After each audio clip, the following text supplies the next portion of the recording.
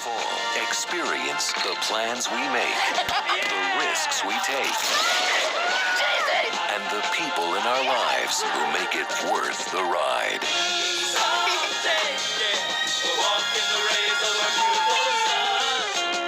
Riding in Cars with Boys. Let's talk about coming up in a family that was in the business.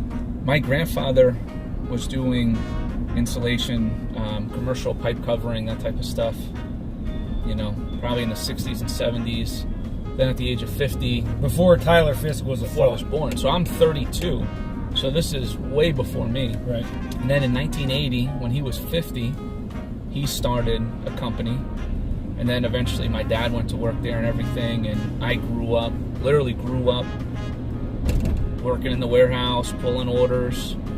And then once I was old enough, go out in the field and insulate pipes. My first job was at Brown University in Rhode Island, Providence, Rhode Island. They basically just shut me in a room and said, come out when it's done, whenever all the pipes are insulated. How'd it come out? Not very good. Nope. Had to go back in there and fix some things. And it was a intricate job with a lot of precise angle cuts you need to make in this stuff. But how old were you back then? I was probably 17 or 18. Oh, wow. Grew up doing that. I would sneak into my dad's car and try and go to work with him instead of going to school. Work the warehouse, you know, through the summer. And then as I was getting ready to go to college, is just about the time that they started to get into the building envelope side of the insulation industry. What kind of brought that on? Was it like, were they getting kind of phone calls, people thinking that they were doing insulation? Exactly that. So when my grandfather started the company, phone books were a big deal at the time. Right. He wanted a name at the front of the phone book. I remember that. So then the company got tired of telling people that they don't do fiberglass or cellulose or whatever it was at the time, so they started doing it. And then they get tired of telling people that they don't do foam, so they started doing it. I go to college and I work at an insulation supplier for the industrial type materials, pipe covering and stuff like that, duct wrap, all that good stuff. And I would have bet money, everything, that I would come back out of college and go to work on that side of the company eventually. Graduate college up in Quincy, Mass. Leave my job at Homan's. Get a job at ABC Supply. And I'm selling vinyl siding and shingles, doing inside sales there. Living the dream. Living the dream, the inside sales dream. And then my dad calls me one day and he's like, hey, listen, we've got an opportunity for you. It's in Connecticut. I live in Rhode Island. It's in Connecticut, and you'd be on our, they call it residential side, but building envelope side. Kind of doing operations down there, purchasing, scheduling, all that good stuff for their building envelope division down there. So I was like, you sure there's nothing available on the other side of the company? Meaning the industrial side? The industrial side, yeah. And they say no. So I'm like, all right, well, this is my dream to work for the family business. That's what I'll do. I'll go do that. So I left the job at ABC and started down in Connecticut doing that job. And then that was in about 2009 or 2010, maybe late 09.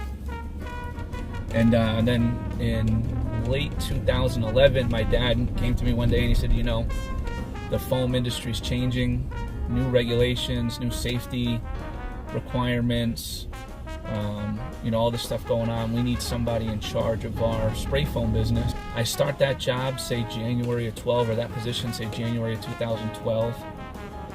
February of 2012, my dad had a seizure. That seizure is the first symptom of a specific kind of brain cancer. And he passed away from that, and so he got sick in February of 12, leap day, and he passed away in September of 2013. Yeah.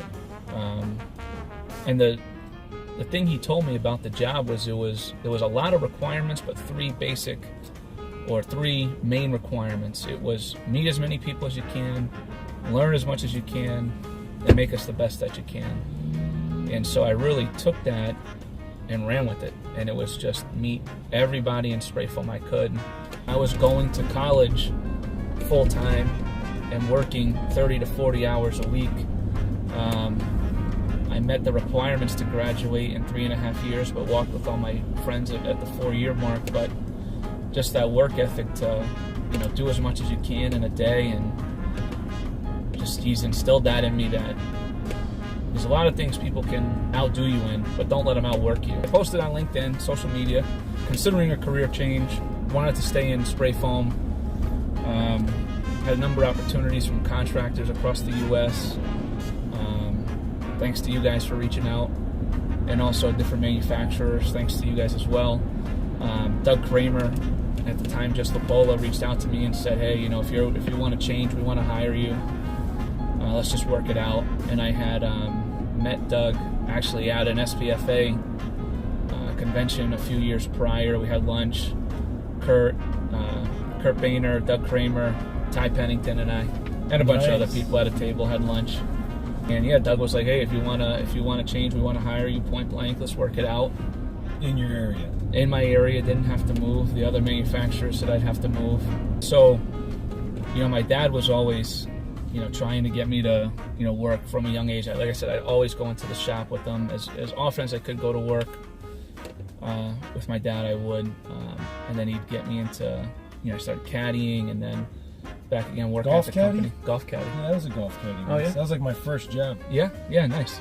And one thing my dad used to tell me, and I think about it all the time now, is he'd say, if you always go right, you'll never go wrong. And I'm not perfect, but I think about, my work ethic, the things I try and accomplish, and how I interact with people, and then I think about, us as spray foamers and how we're working with 2 different ingredients that have to be installed in 1-to-1 ratios, and you can affect the building science of the house. Just want to encourage you guys, always go right and you'll never go wrong. If you cover up bad foam or problem areas, it's very likely going to be found.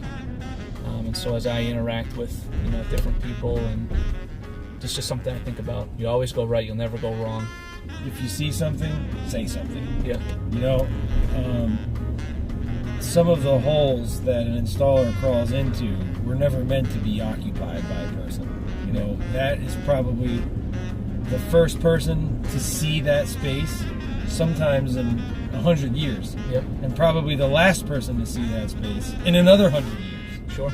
So if you're in a position to make a change for the better, do it.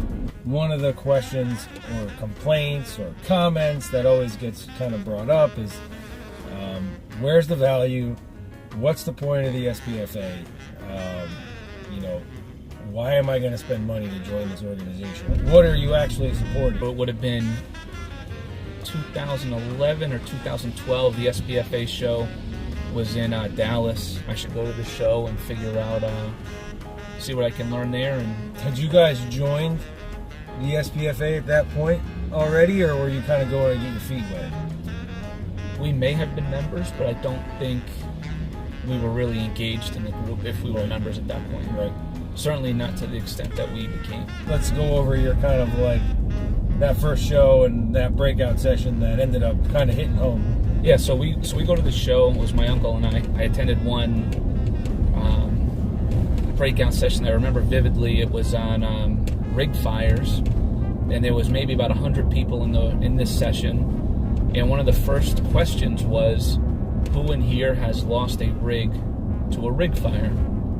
And about 2/3 of the room raised their hand. Yeah, my hand would be in the 1/3 that did. Yeah, and I didn't raise my hand, and I was surprised. Now, this is the national foam meeting, so there's people I knew in the room that were local to me.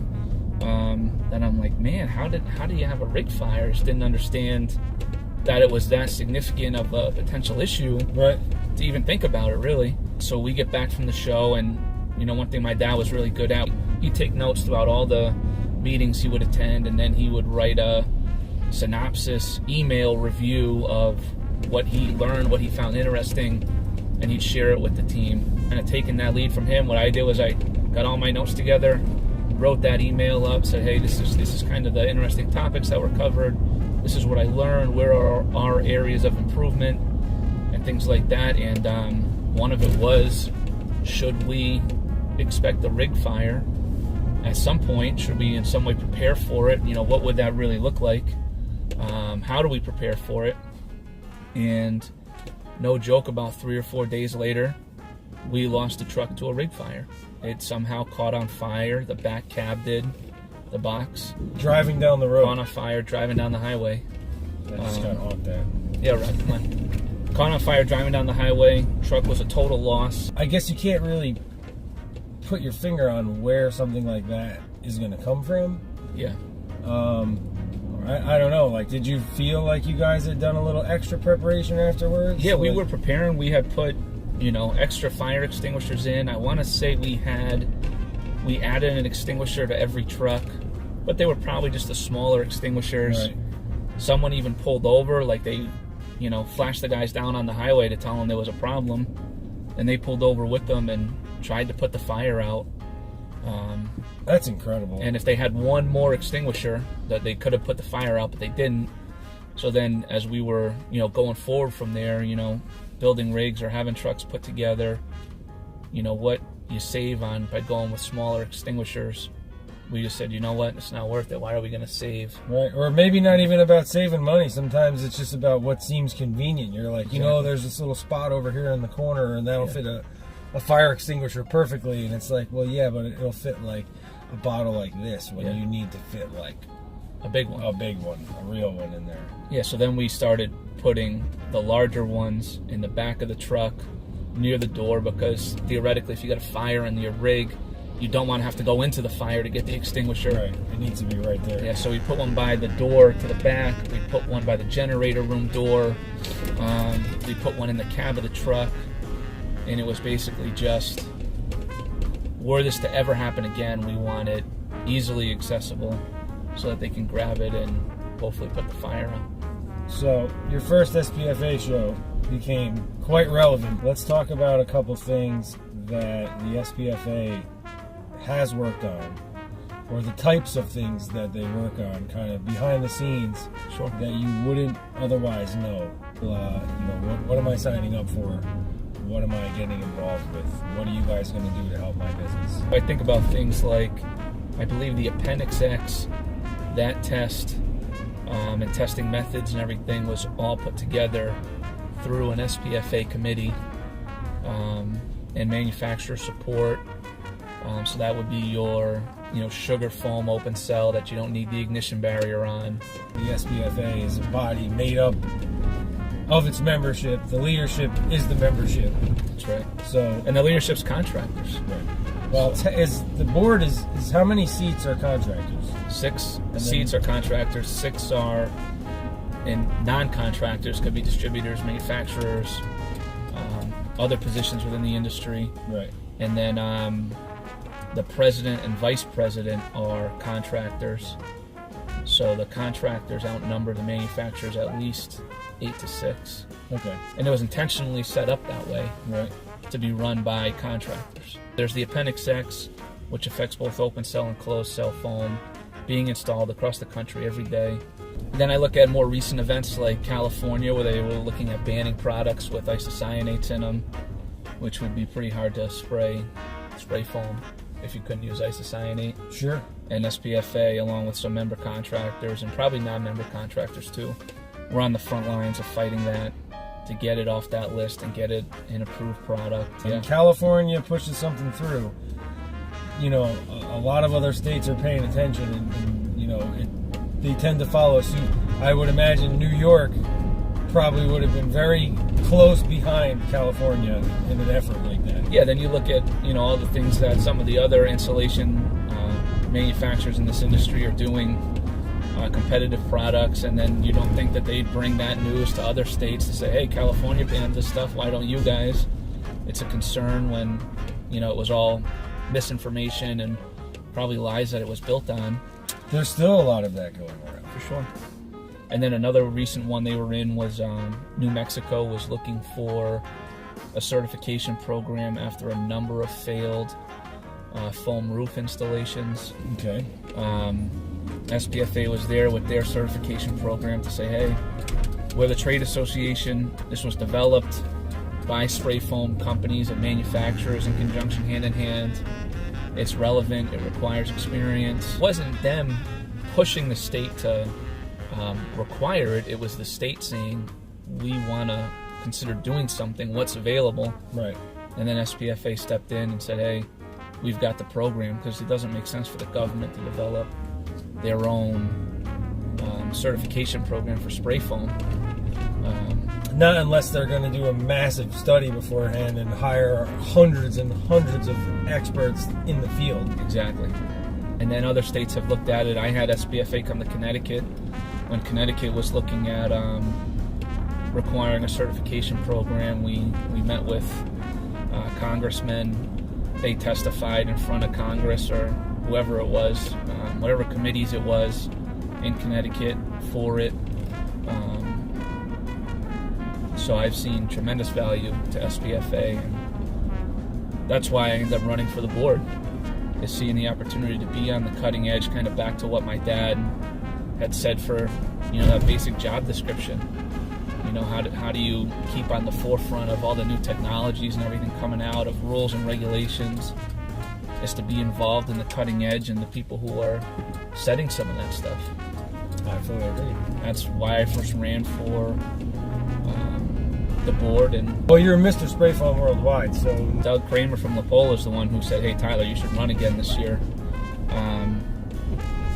But I think about the guys that I'm actually on the board with, and many of the contractors that own their own businesses and all these other things, and then the other manufacturers that I'm on it with, and they're high-ranking guys within the company, whatever company they work for. And at the end of the day, I'm a territory manager. I report to the guy who reports to the guy who reports to the guy who reports to the guy. And to be able to say, hey, yeah, Tyler, you should run. And then not only that, but to get elected means a lot, because you look at where I am in the company versus where a lot of these other people are. And they got me beat in a lot of in positions and titles and everything else, so it's neat to be able to say, hey, yeah, I won. There's only one Tyler Fiske, though. It's only one. Well, it's fun to win, you know what I mean? Nobody competes in anything to lose. My first SPFA show was in Palm Springs, and one of the breakout sessions that I attended, this guy wants to get hit. What a dumbass. My first SPFA show was in Palm Springs, and one of the breakout sessions I attended was why SPFA? Okay. Why the PCP? And that was kind of my goal or mission, if you will, while I was out there, because, as a young organization, meaning Spray Foam Worldwide, the SPFA is something that a good amount of people knew about, and almost just as many people had no clue about. Sure. There were members who were SPFA members at one point that no longer were, and there were people that had never heard of the SPFA before. Yeah. So I kind of made it a point to go to this breakout session, and Tiffany, who was the vice president at the time, is now the president. Yes. Correct? Yep. She was leading that meeting, and I kind of put her on the spot. What do you have to say to people who either have no idea what you guys are about, or were members at one point who no longer support it? How do you kind of reach those guys again? She was taken back a little bit, but her response, I think, was suited.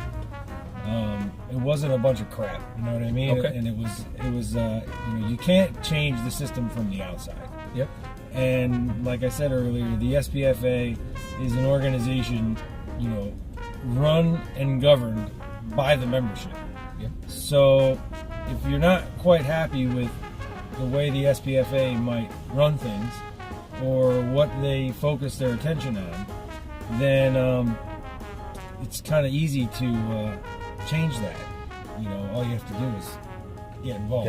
I'm not surprised at all by the success of Spray Foam Worldwide, and this is a good time to SPFA, because it's literally from the gun, back to the truck, back to the owners. They get to see what's going on every day. The manufacturers are tied in, and it's really a down-to-earth view of what is going on. SPFA, because they're a national organization, has that 10,000 foot or higher view of what's going on across the country. You don't get to see as much of what they're doing every day, which I wish you did, and I think we're going to look at some ways to Reach out show a little that bit. stuff. But they're doing a lot of things across the country, you know, kind of setting the tone for spray foam, working on its publicity from the national level. So unfortunately, a lot of the guys who are members or not members, or many of these members are sprayers every day, they're not seeing it. They're out there pushing the agenda, spray foam forward. You were involved in Spray Foam Worldwide before you even worked physically at La Pola. Yeah, since the beginning, while I was still on the contract. And you might also arguably be the first manufacturer representative in the group. Yeah, I remember being at La Pola headquarters in Houston, going for orientation, and sitting there at one of the conference rooms telling the guys, like, you got to get in Spray Foam Worldwide. It's going to explode. And I remember them telling me, you know, Tyler, the job's a lot more than social media. I hope you know that. And I'm like, yeah, no, I get that. I'm so glad at how Doug has allowed for La Pola and Icing La Pola to have the presence in there that they do and contribute to the group the way they do, because I really think it's pretty unique. You know, contributing to posts, helping guys out. Doesn't even matter if it's a customer our product or not. Yeah, it's just we're there to help. Well, you guys have been given some leeway in a sense, and actually, you know what? I don't even like describing it like that. You guys haven't been given any leeway. You guys have been afforded the opportunity to do your job in a new space. Yeah.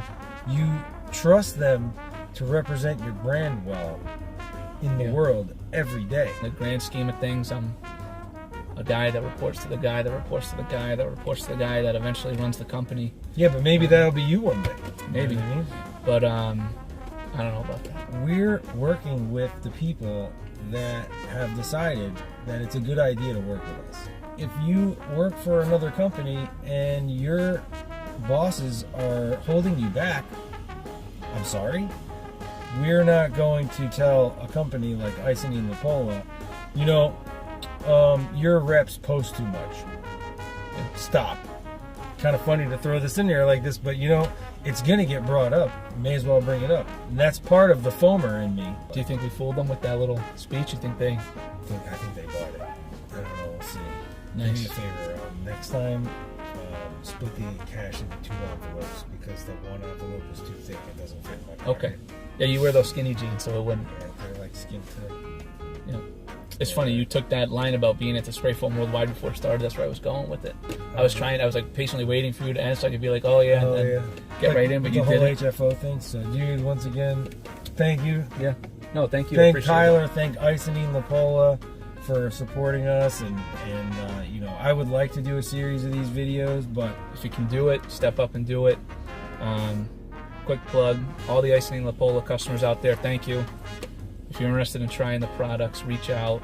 No matter what side of the company you'd like info on, I'll get you in touch with somebody if it's not me. But give this stuff a shot. A lot of guys are doing real well with the products. And to the people that reached out to Rob and want to do this Riding in Cars with Boys Spray Foam Edition, or Riding in Cars with Boy and Girl. Riding in Cars with Boys Spray Foam Goddess Edition. Okay, there you go. Robin is like the OG. Okay. Spray Foam woman. Riding in Cars with Boys Spray Foam Goddess Edition. Yeah, no one can argue that reading something on the internet sometimes is very difficult to figure out what the other person means. So to kind of hear the person behind the profile picture is important. Yeah. So that's another reason that I wanted to do this is, you know, aside from getting your thoughts on things going on and giving you a chance to like throw your company's, you know, information out there, is to really help people understand who some of these people are. Yeah. You know, Tyler's not just some dude bumping 4G all the time. Yep. He's a real person with feelings. Real person, territory manager, just covering New England, New York. That's what I do every day. Trying to make it home to the family. Yep. To eat that pizza. A lot of nights out. Yeah. And go fishing. And yep. All that good stuff. Sorry, a little post yesterday. You guys were at like a we went, battleground or something? No, it's Plymouth Plantation. Okay. And it's supposed to be representative of life back in the 1600s when the Pilgrims landed. Uh-huh. So it's all their huts. It's Native American. There's Pilgrim history, all that good stuff. Cool. So Good. All right. Well, let's go get my third cup of coffee and be done. all right, guys, there you go.